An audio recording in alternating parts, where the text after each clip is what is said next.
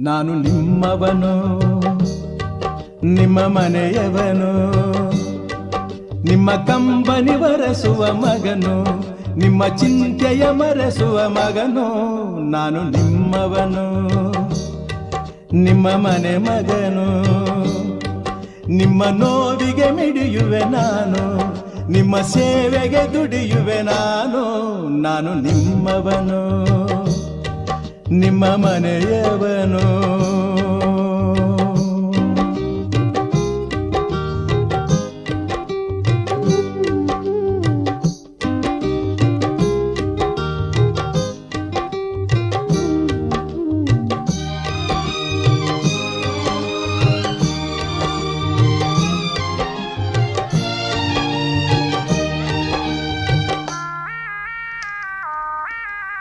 ತಬ್ಬಲಿ ಕರುವಾಗಿ